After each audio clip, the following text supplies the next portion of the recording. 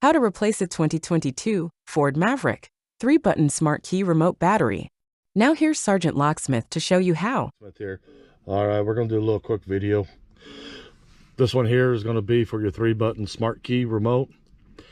You can leave your key ring on this one, which will be right here. You will need a battery for this, which is a CR2450, and you won't need no tools. So let's go ahead and get started. Take your remote, pull your emergency release for your emergency key blade, and when you look up in here, you'll see right here there's this indentation.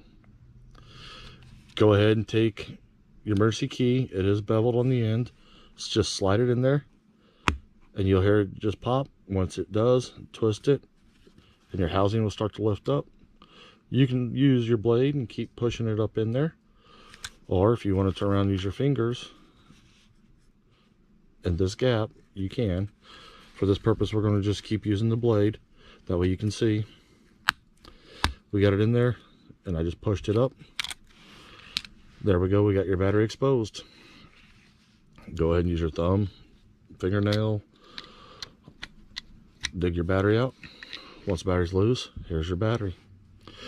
As you can see, it calls for the CR2450. These are new remotes we're using for this demonstration. So we're going to put the battery back in. Take your battery, put it in, and go and push down, and it will set a slight angle, which is perfectly fine. Go and take the cover. You see how there's this little edge piece right here? That needs to go in first. So go ahead and put it in. Squeeze it together and go ahead and put your emergency blade back in. And there you go. You've just changed the battery on your 3-button smart key remote. Thanks for watching Sergeant Locksmith, and let's be safe out there.